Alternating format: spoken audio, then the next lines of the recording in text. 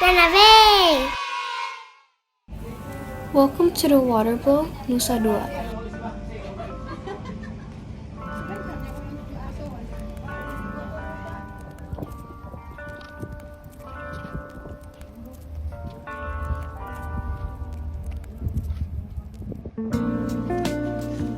The scenery is fantastic.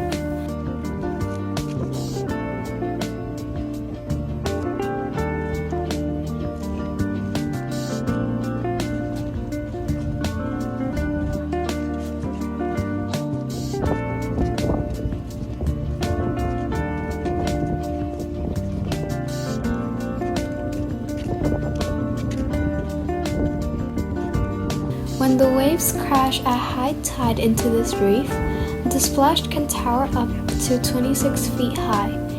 But unfortunately, we didn't see that because the tide is not high enough when we visit.